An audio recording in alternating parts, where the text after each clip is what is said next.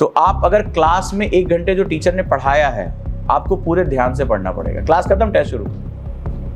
तो आप थोड़ी देर टेस्ट देंगे, फिर आपको वो कोई कॉन्सेप्ट नहीं समझ में आया, कि मान लीजिए मुझे नहीं समझ में आया, ये डे टू डे चलेगा।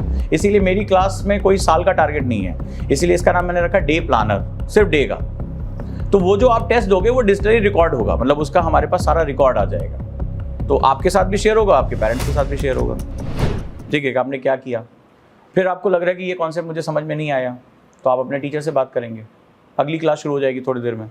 अगली क्लास प्री कम मेंस की होगी, उसमें 1-1 घंटे के 2 लेक्चर होंगे। जो हमारा ये पूरा करिकुलम दिया हुआ है वो एक अलग सेगमेंट है। 650 घंटे आपने देखा, 660 आवर्स प्लस ही जाएगा वो।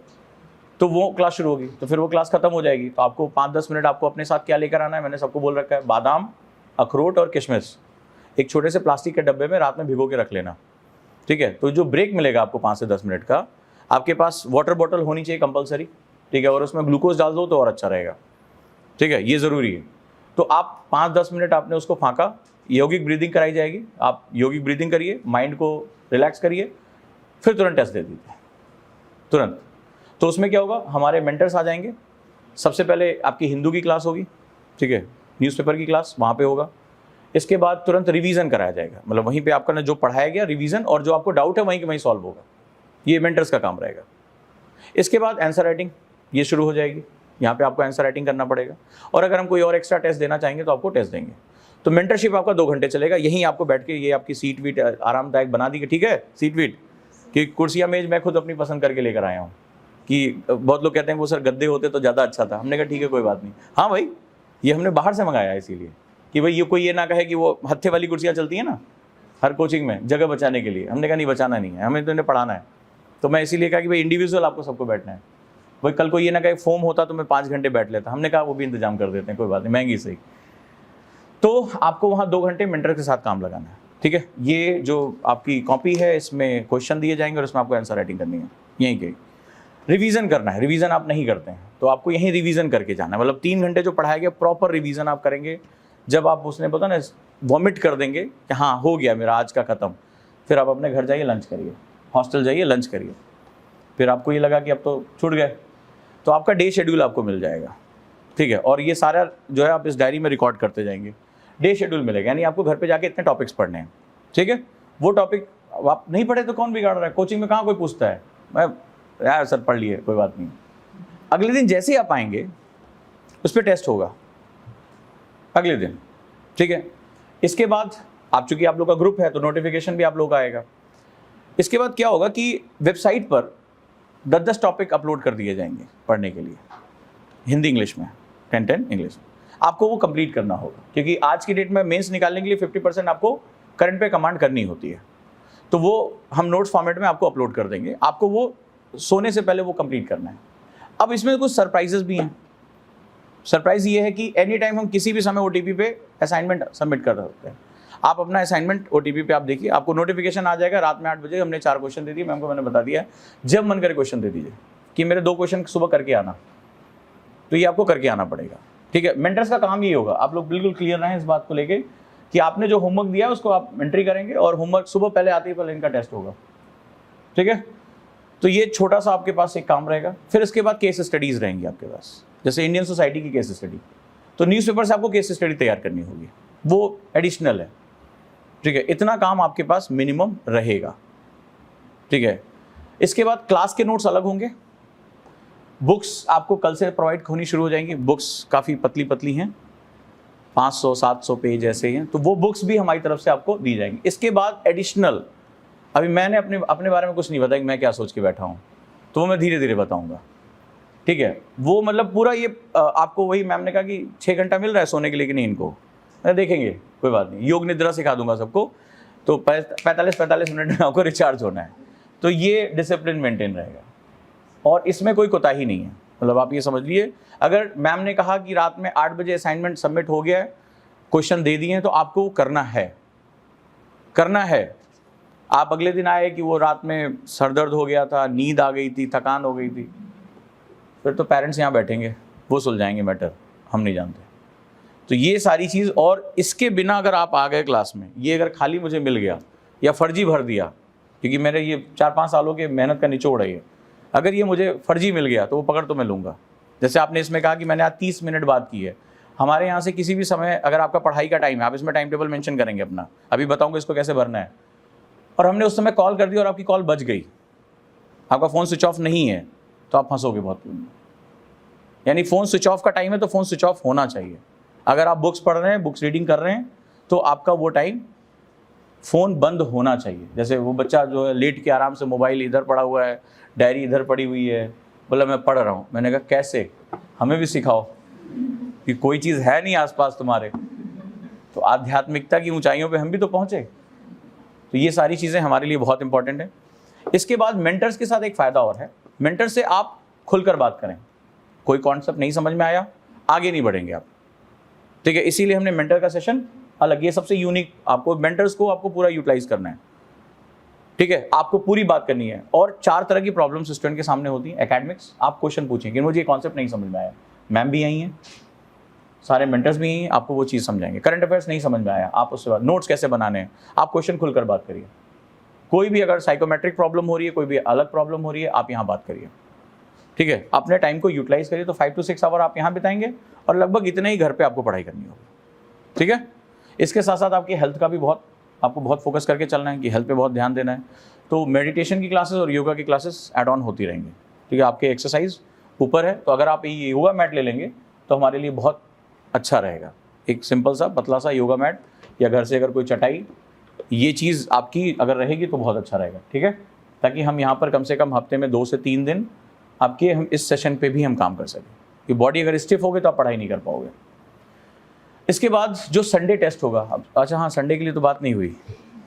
संडे जो टेस्ट होगा, हाँ वो टेस्ट होगा, यहाँ पे आपको देना पड़ेगा आके।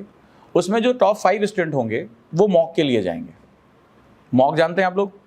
तो पैनलिस्ट हमारे बैठेंगे, उसमें हम सेलेक्ट कर लेंगे। तो जो टॉप 5 होंगे, ताकि आपको भी मोटिवेशन मिले कि आपको 5 में आना है, तो टेस्ट में जो टॉप 5 होंगे वो मॉक के लिए जाएंगे।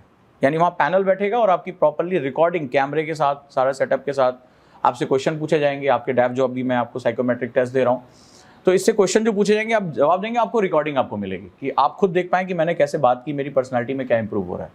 तो ये तो हो गया स्ट्रेट फॉरवर्ड करिकुलम। अब दूसरी चीज़ पे बात हो रही है, हमारा डिबेट क्लब बनेगा। आपको टॉपिक्स दे दिए जाएंगे डिबेट करने के लिए, आपको डिबेट करना होगा क्लास में, दोनों पॉइंट्स पे लेकर डिबेट करना होगा।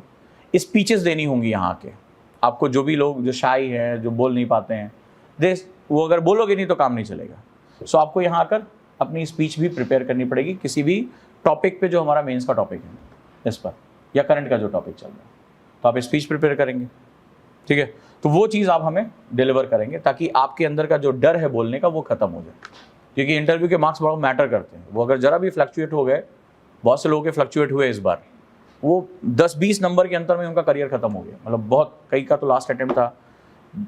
जो दुख होता है वो हम जानते हैं कि हमें क्या झेलना पड़ता है। तो हमारे लिए तो हर बच्चे की सक्सेस बहुत इंपॉर्टेंट है। तो ये एक बहुत इंपॉर्टेंट, और आपके पास इसमें कोई चॉइस नहीं है। मैंने पहले भी कहा जिसको छोड़कर भागना है, मैंने सबसे बोल दिया था छोड़कर भागना है तो भाग जाओ। यहाँ रहने पे आपको ये फॉलो करना ही पड़ेगा। श्योर? किसी कोई दिक्कत? तो फिर आगे शुरू करें हम। चलिए, सबसे पहले ये मेरे लिए बहुत इंपॉर्टेंट डॉक्यूमेंट है। First thing first, this is a semi form of डैफ। मैंने शायद इंटरव्यू में भी एक बार बात की थी। This is semi form of DAF. So this is a semi form of DAF, ठीक है। Detail analysis form. The first thing is known as, this is psychometric test. ये रिकॉर्ड मेरे पास रहेगा। सो आपको ऊपर अपना नाम लिखना है, ठीक है। और अभी ये पेंसिल से करना है क्योंकि ये 2-3 बार भरा जाएगा। मैं आपको बताता चलूँ, सबसे पहले आप अपना नाम देंगे और ये रिकॉर्ड मेरे पास पूरे साल भर रहेगा, ठीक है। ये इसी पे मैं काम करूँगा। योर एज स्पेशली आप इस पे मेंशन करेंगे कि आपको 2024 में एग्जाम देना है, 25 में देना है या 26 में देना है। हम उसी हिसाब से प्रेशर भी आपके ऊपर बिल्डअप करते जाएंगे। जिनको 2024 में देना है, they have to face severe pressure. मतलब हमारी बात हो चुकी है कि हम उनको बिल्कुल समय नहीं देंगे। जिनको 2025 में देना है वो थोड़ा सा बच जाएंगे, जिनको 2026 में देना है वो थोड़ा सा और बच जाएंगे, बस इतना ही होगा। अगर आप वर्किंग हैं या अगर आप स्टूडेंट हैं तो ये मुझे ऑक्यूपेशन में हमें रिकॉर्ड चाहिए, ठीक है। आप लोग लिखते जाएं, गलती नहीं होनी चाहिए। ये फॉर्म में गलती नहीं होनी चाहिए। इसमें डायरेक्टली मत भरो, पहले आप अपने कॉपी में समझते जाओ। कोई चीज़ नहीं समझ में आ रही पूछो, तुमसे क्या बोला अभी, do not use pain in this paper.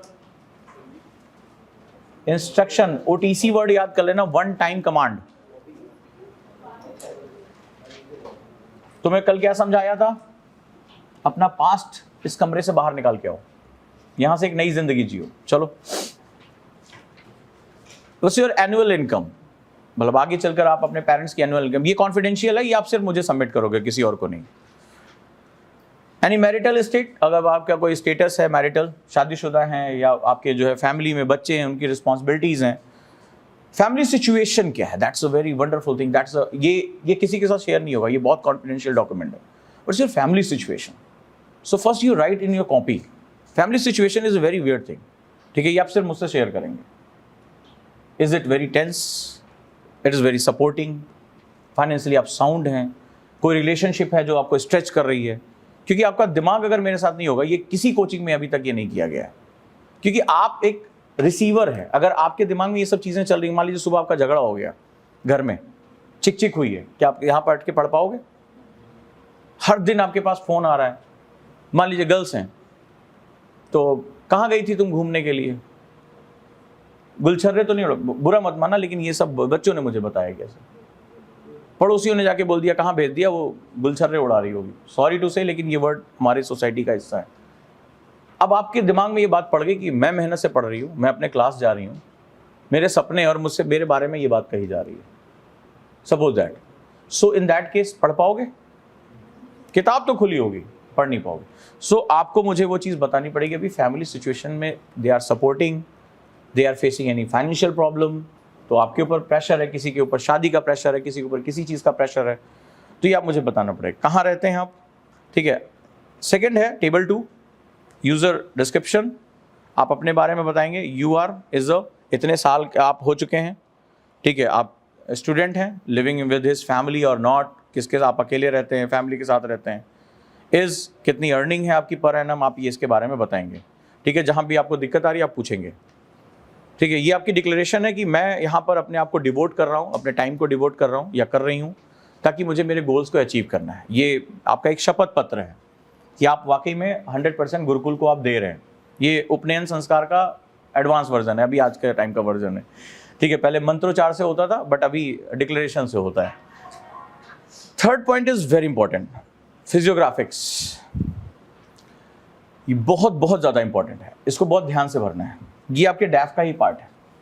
Your personal characteristics. अब कैरेक्टरिस्टिक्स मीन्स होता है हु यू आर, ठीक है। जैसे कोई है डे ड्रीमर है, पर्सनल कैरेक्टरिस्टिक क्या है, मैं इसके बारे में एक बार मैंने एक क्लास में भी बताया था।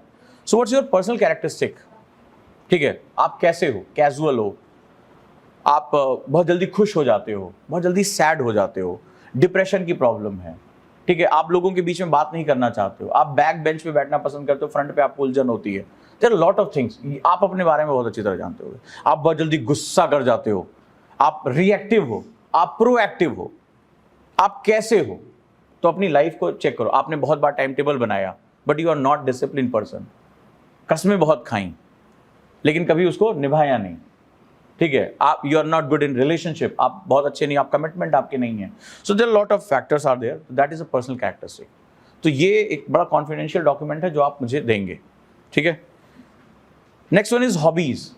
हॉबी और इंटरेस्ट, इसमें 2 वर्ड मैंने यूज किए हैं, बहुत लोगों को इसके बारे में ये इस बार बच्चों ने यूपीएससी में गलत किया। तो हॉबीज जो होती है वो आप डेवलप करते हैं, that is with the help of your act, ठीक है। जैसे मान लीजिए किसी ने कहा गाना सुनना, तो गाना सुनना is not your hobby, it's your interest. ये आपको आश्चर्य होगा, इंटरव्यू में बच्चे गलती करके आते हैं, उन्हें पता ही नहीं होता इंटरेस्ट और हॉबी के बीच में डिफरेंस क्या होता है। सो सिंपल कि आप अपनी हॉबीज को इंटरेस्ट बोलने लगते हैं या इंटरेस्ट को हॉबी बोलने लगते हैं कि दैट इज गाना सुनना मेरी हॉबी है। This not hobby, that's your interest.